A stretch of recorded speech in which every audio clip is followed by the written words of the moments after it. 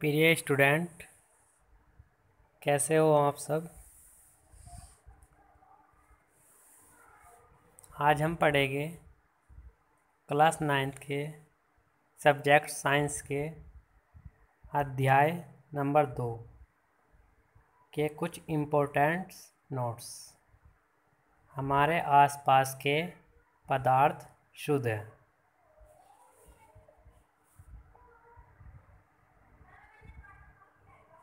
Video को शुरू करने से पहले आपसे एक रिक्वेस्ट है, जिसने चैनल को सब्सक्राइब नहीं किया है वो चैनल को सब्सक्राइब कर ले, वीडियो को लाइक करे, शेयर करे और कमेंट करे।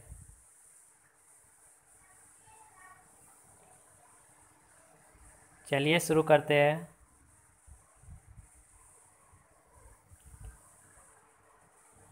इस अध्याय में हम जिन टॉपिक को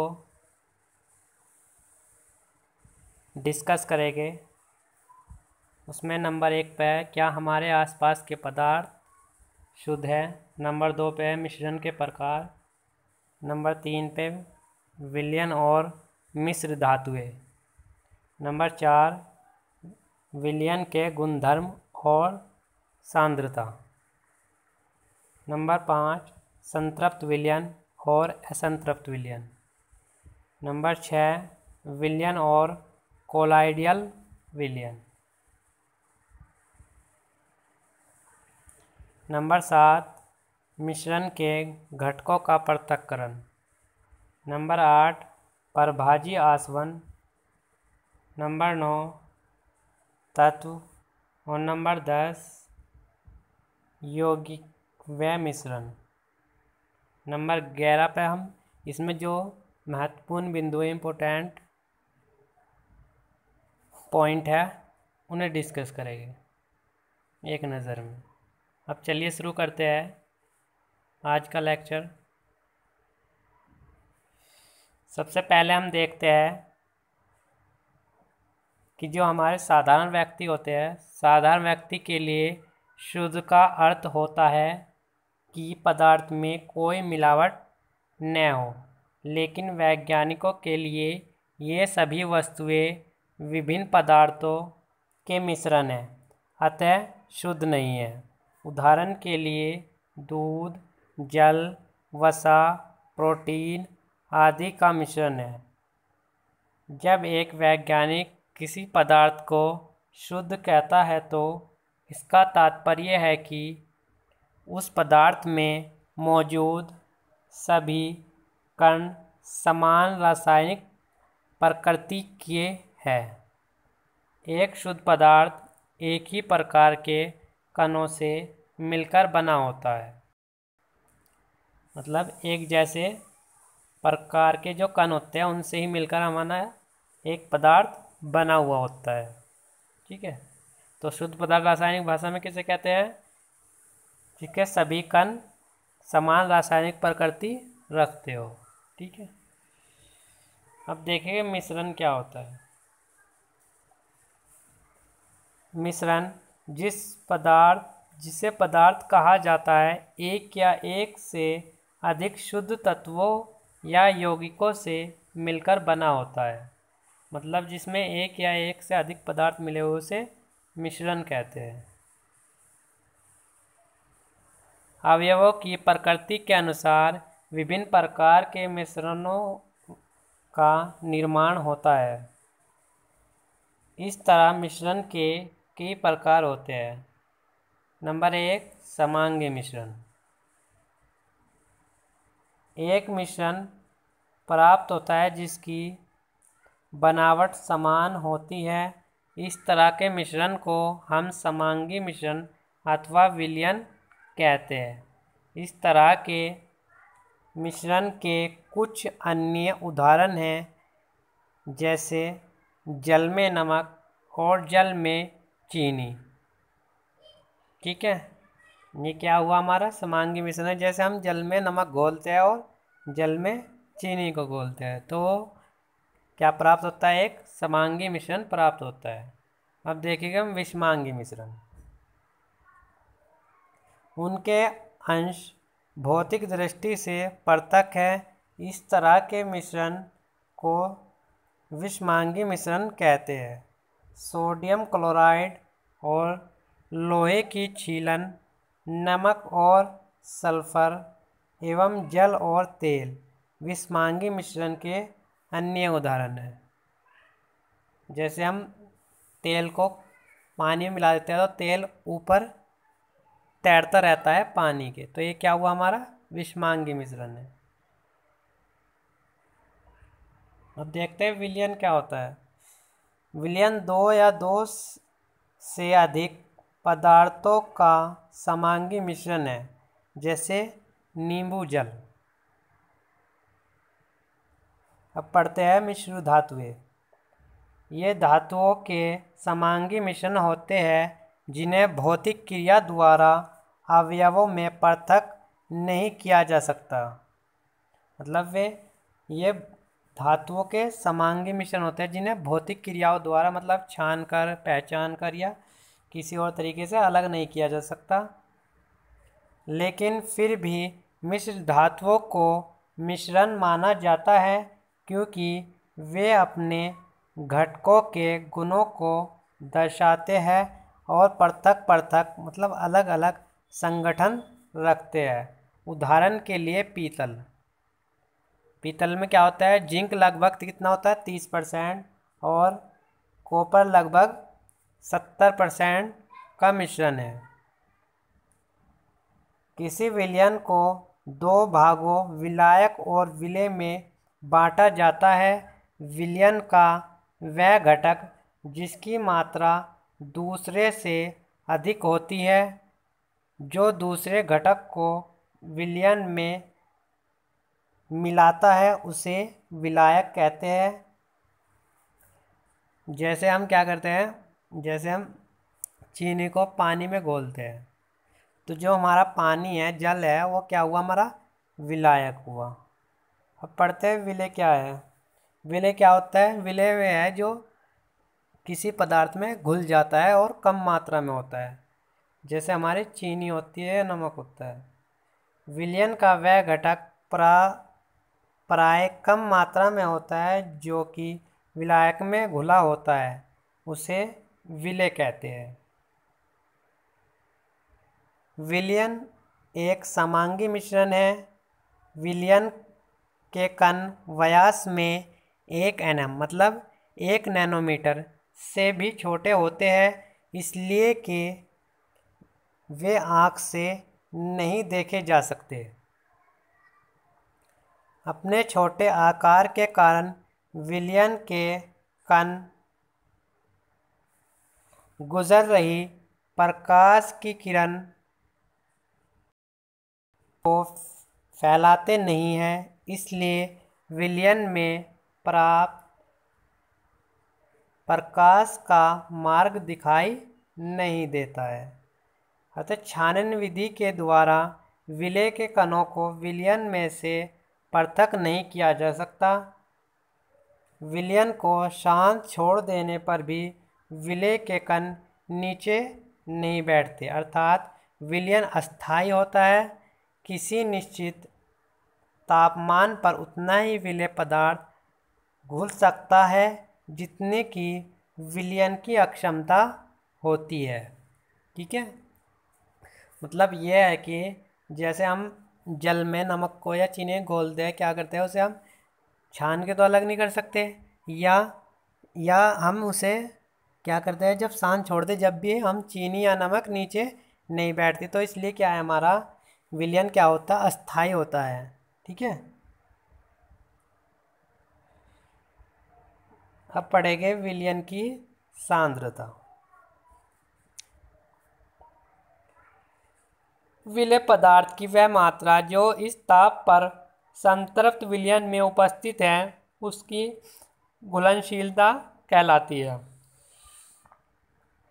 मतलब क्या है, विलेय पदार्थ की वह मात्रा जो विलेय हो रहा है, मतलब घुल रहा है उसमें, जो इस ताप पर संतृप्त विलयन में उपस्थित है, उसकी घुलनशीलता कहलाती है।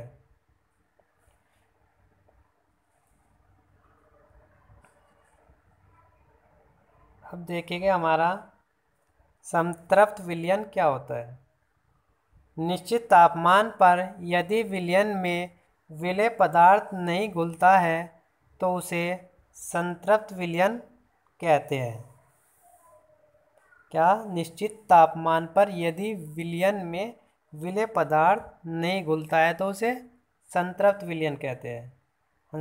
असंतृप्त विलयन, यदि एक विलयन में विलेय पदार्थ की मात्रा संतृप्तता से कम है तो इसे असंतृप्त विलयन कहा जाता है।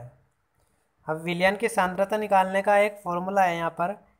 विलयन की सांद्रता बराबर विलेय की मात्रा बटे विलयन की मात्रा। ठीक है, जो विलेय की मात्रा होती है उसे हम कैसे भाग देते हैं, जो विलयन की टोटल मात्रा होती है उससे भाग कर देते हैं। मान लो अगर हमारी विलेय की मात्रा 5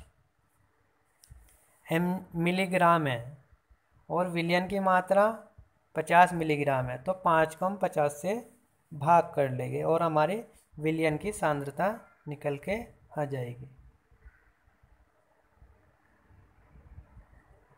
अब पढ़ते हैं हम निलंबन। निलंबन एक विषमांगी मिश्रण है जिसमें विलेय पदार्थ कण घुलते नहीं है बल्कि माध्यम की समष्टि में निलंबित रहते हैं। ये निलंबित कण आंखों से देखे जा सकते हैं। निलंबन के गुणधर्म क्या है? मतलब निलंबन एक विषमांगी मिश्रण है जिसमें विलेय पदार्थ कण घुलते नहीं है। मतलब जो विलेय है, वो घुलने वाला पदार्थ है, वो क्या होता है, वो घुलता नहीं है बल्कि माध्यम की समष्टि में निलंबित रहते हैं और आंखों से देखे जा सकते हैं। ये एक विषमांगी मिश्रण है। ये कण आंखों से देखे जा सकते हैं। ये निलंबित कण प्रकाश की किरण को फैला देते हैं जिससे उसका मार्ग दृष्टिगोचर हो जाता है। मतलब जैसे कोहरा होता है। ठीक है,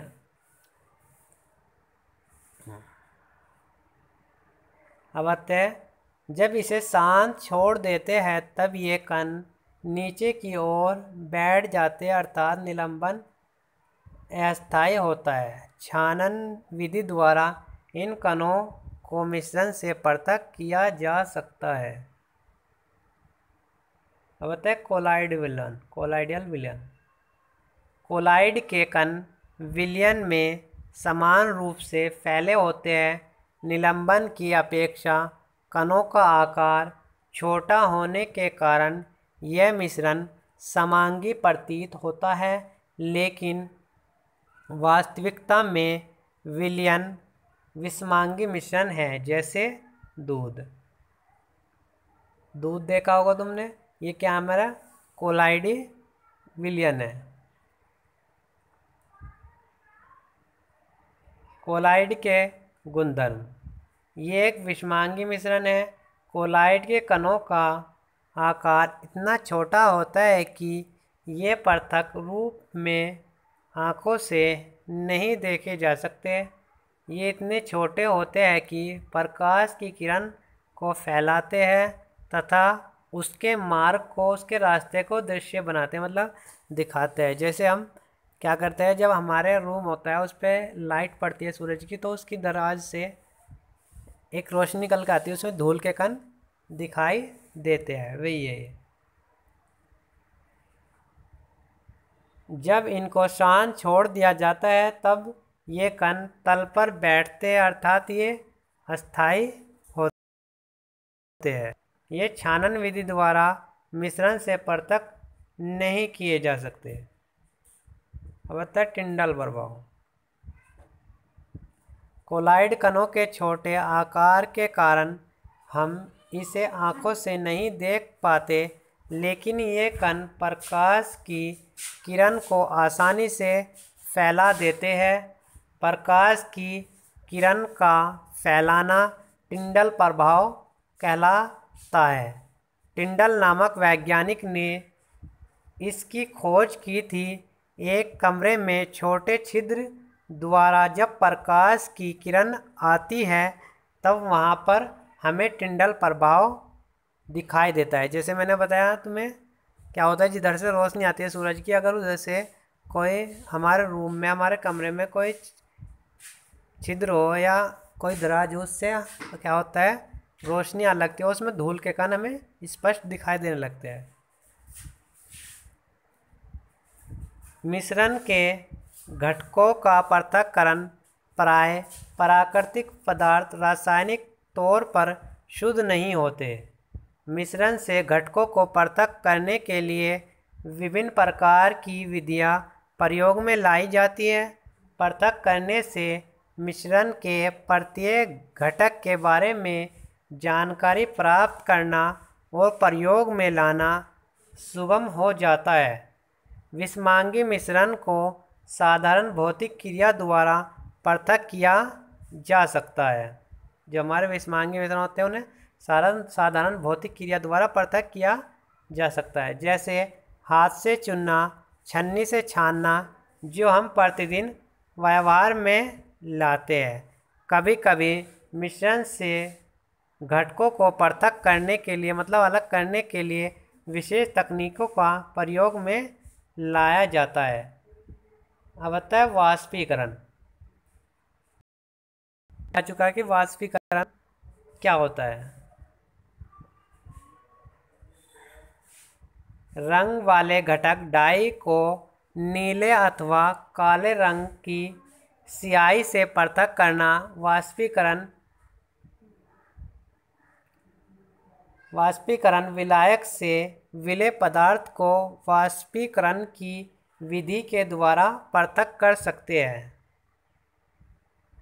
मतलब वाष्पीकरण बताया था, अगर हम कहीं किसी स्थान पर या किसी जगह पर हम पानी भर के छोड़ देते हैं, कुछ दिनों में वो क्या हो जाता है, गैस बनकर, मतलब ऊपर का उसकी सतह धीरे धीरे कम होने लगती है।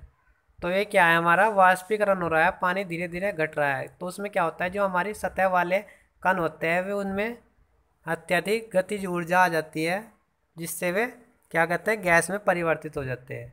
तो ये एक सतही परिवर्तन है वाष्पीकरण। अब कहते हैं अपकेंद्रण।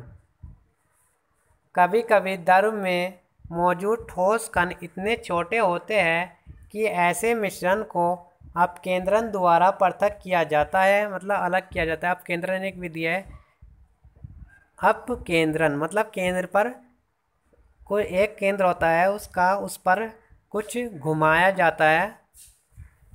जैसे हम क्या करते हैं, दूध को बिलोते हैं घर पर।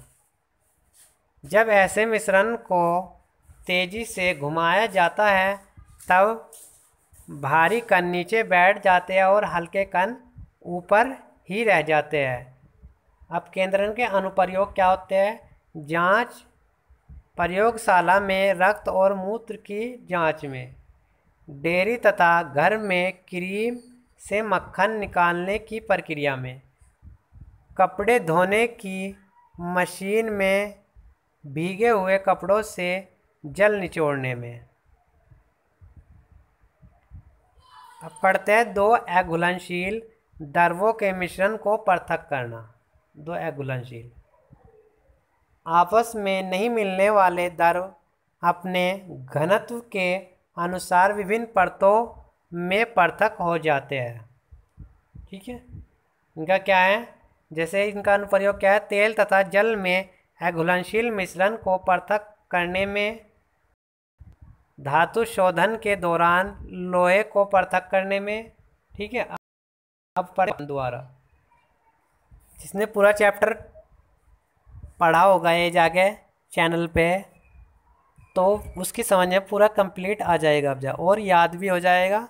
दोबारा याद करने की ज़रूरत भी नहीं पड़ेगी। पहले पूरे चैप्टर को पढ़ो जाके, और फिर उसके बाद वीडियो में इम्पोर्टेंट नोट्स को समझो और देखो, तो इससे हमें क्या होगा, ये याद हो जाएगा जल्दी आसानी से। अब पढ़ते हैं ऊर्ध्वपातन द्वारा नमक तथा अमोनियम क्लोराइड के मिश्रण पृथक करना। उन मिश्रणों जिनमें ऊर्ध्वपातित हो सकने वाले अवयव को ऊर्ध्वपातित न होने योग्य अशुद्धियों से पृथक करने के लिए ऊर्ध्वपातन की प्रक्रिया का उपयोग करते हैं। अमोनियम क्लोराइड, कपूर, नेपथलीन और एथ्रासीन इत्यादि ऊर्ध्वपातित होने योग्य ठोस पदार्थ के कुछ उदाहरण हैं। जैसे हमने कपूर का क्या कहते हैं, कपूर को अगर हम गर्म करते हैं तो वो सीधा हमारा गैस में परिवर्तित होता है, ना कि द्रव में। ठीक है। और अगर उसे फिर से ठंडा करते हैं तो फिर वो फिर से ठोस बन जाता है। तो ऐसे पदार्थों की बात हो रही है। ऐसे पदार्थों में अगर कोई अशुद्धि मिल जाती है तो उसे किस विधि द्वारा अलग किया जाता है? ऊर्ध्वपातन। स्टूडेंट्स, वीडियो अच्छे से समझ आ रही होगी तो इस पे एक लाइक तो बनता ही है। ठीक है। और जल्दी से फटाफट वीडियो को शेयर कर दें। अब अगली विधि पढ़ेंगे हम क्रोमेटोग्राफी। ये एक ऐसी विधि है जिसका प्रयोग उन विलेय पदार्थों को पृथक करने में होता है जो एक ही प्रकार के विलायक में घुले होते हैं। ठीक है। देखो इसका प्रयोग कहाँ पर होता है हमारे, ये डाई होती है।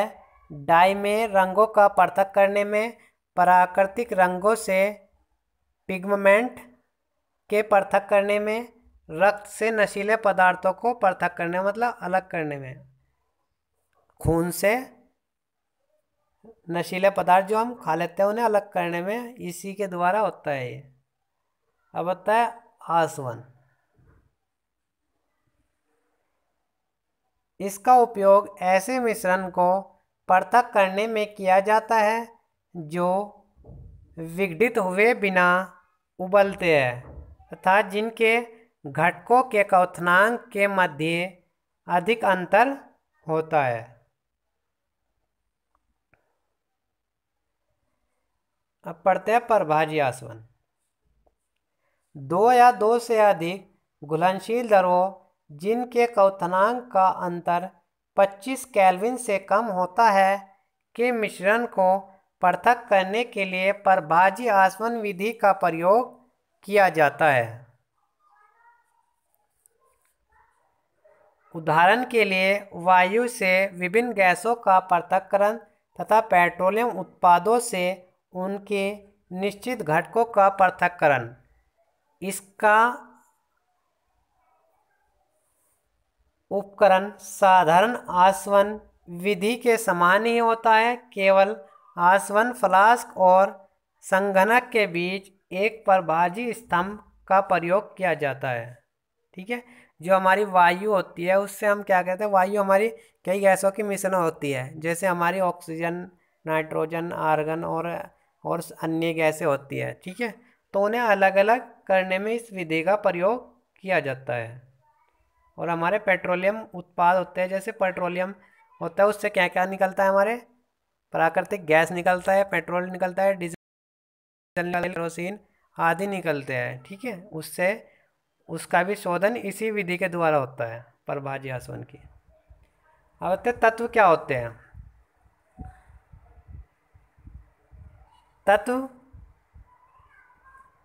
तत्व पदार्थ का वह मूल रूप है जिसे रासायनिक प्रक्रिया द्वारा अन्य सरल पदार्थों में विभाजित नहीं किया जा सकता। तत्वों को साधारणतः धातु अथवा धातु, अधातु तथा उपधातु में वर्गीकृत किया जा सकता है। पढ़ेंगे धातुएं। सोना, चांदी, तांबा, लोहा, सोडियम, पोटेशियम इत्यादि धातु के उदाहरण हैं। पारा धातु होते हुए भी कमरे के तापमान पर द्रव है। ये क्या है, हमारी सब धातुएं हैं। जैसे सोना, चांदी, तांबा, लोहा, सोडियम, पोटेशियम, ये क्या हमारी सारी धातुएं हैं। और इनमें जो हमारी पारा होती है, पारा धातु क्या होती है, कमरे के ताप पर भी द्रव होती है। अब पढ़ते हैं अधातुएं। जैसे hydrogen, oxygen, iodine, carbon, bromine, chlorine इत्यादि हमारी क्या है, अधातुओं के उदाहरण है ये। ठीक है, ये हमारी गैसें है। अब पढ़ेंगे उपधातु। कुछ तत्व धातु और अधातु के बीच के गुणों को दर्शाते हैं जिन्हें उपधातु कहा जाता है, जैसे बोरोन, सिलिकॉन, जर्मेनियम इत्यादि। ये क्या है, हमारे उपधातु। अभी तक ज्ञात तत्वों की संख्या 100 से अधिक है, जिनमें से 92 तत्व प्राकृतिक है जबकि शेष मानव निर्मित है। मतलब ये अब लगभग 117 के आसपास है, 117। ठीक है। अधिकतर तत्व ठोस होते हैं। 11 तत्व कमरे के तापमान पर गैस है। ऐसे इनमें से 11 तत्व है जो क्या है, कमरे के ताप पर क्या है, गैस है। 2 तत्व पारा तथा ब्रोमीन कमरे के तापमान पर द्रव है।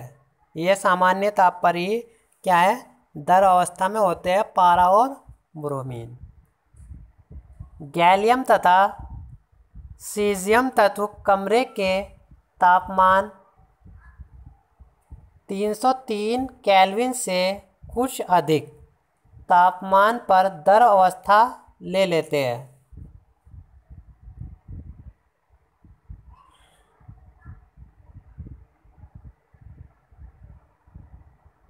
मतलब क्या है, 303 यहाँ पर जैसे 273 होता है हमारा 0 डिग्री, तो अगर उसमें हम 30 को ऐड कर दे 30 डिग्री सेल्सियस को, तो 303 केल्विन से कुछ अधिक जाने पर क्या होता है, द्रव अवस्था में आ जाते हैं।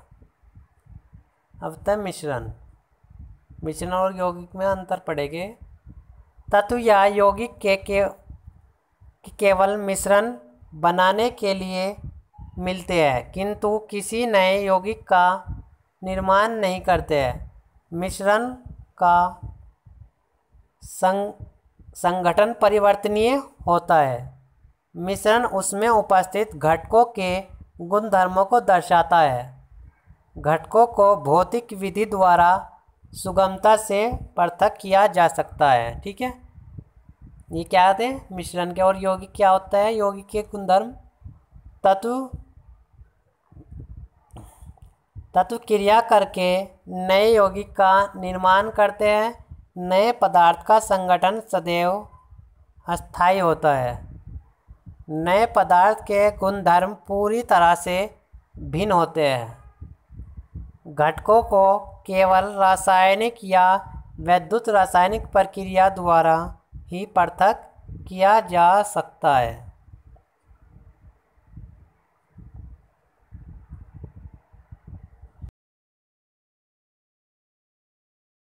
मिश्रण में एक से अधिक पदार्थ, तत्व तथा अथवा यौगिक किसी भी अनुपात में मिले होते हैं। मिश्रण को पृथक करने के लिए उचित विधियों से शुद्ध पदार्थों में पृथक्करण किया जा सकता है। विलयन 2 या 2 से अधिक पदार्थों का समांगी मिश्रण है। विलयन के बड़े अवयव को विलायक कहते हैं तथा अवयव को विलेय कहते हैं, जो कम मात्रा में होता है। ये इसके इम्पोर्टेंट लाइनें हैं जो इसमें इस चैप्टर में है। विलयन की सांद्रता उसके इकाई आयतन या विलायक के इकाई द्रव्यमान में उपस्थित विलेय की मात्रा है। वह पदार्थ जो विलायक में है घुलनशील तथा आँखों से देखे जा सकते हैं निलंबन कहलाता है। निलंबन एक विषमांगी मिश्रण होता है।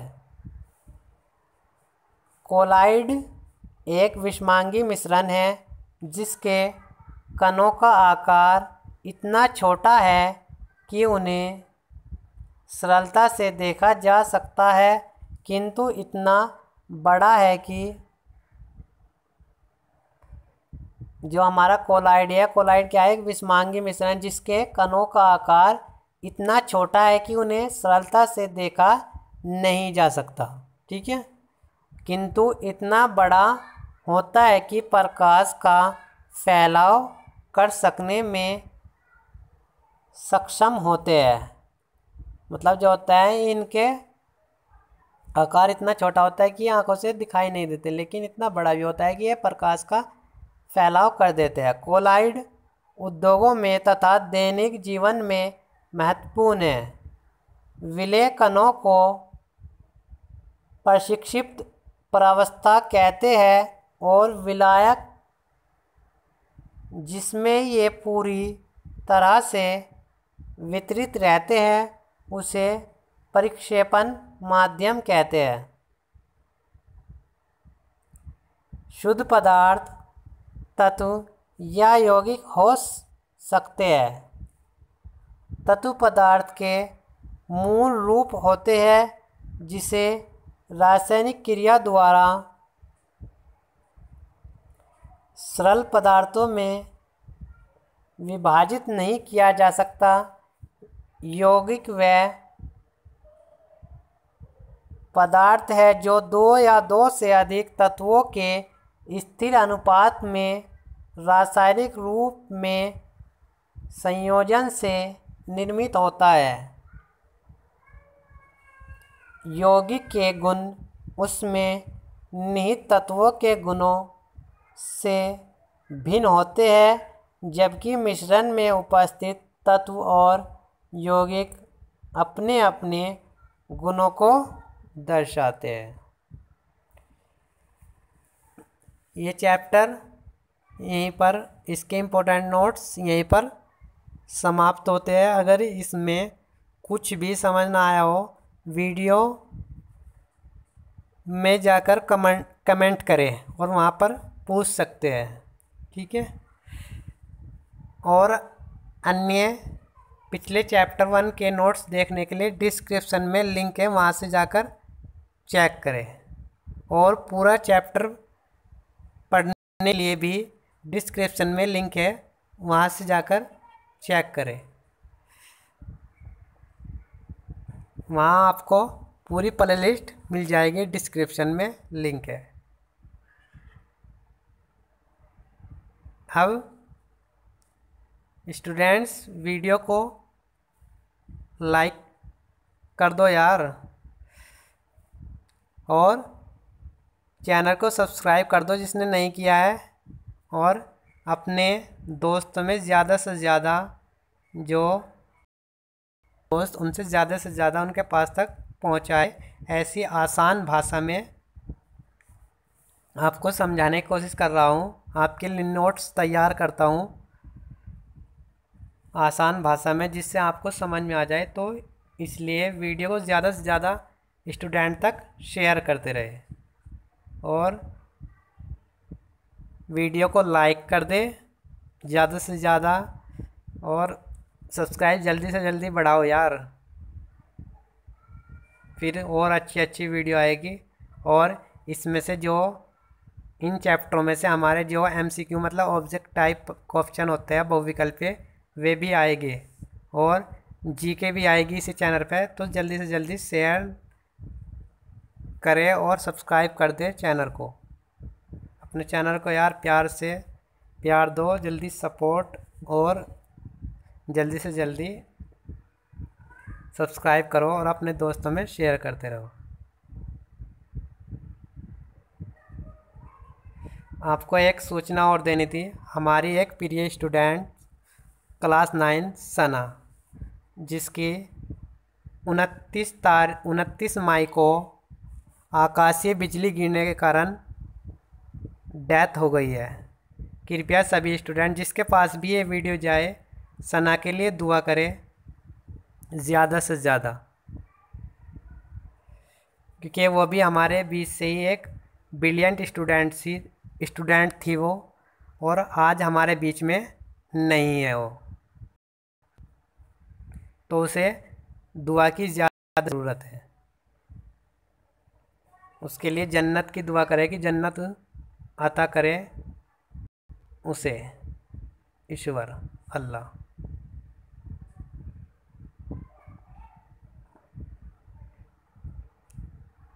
Thank you.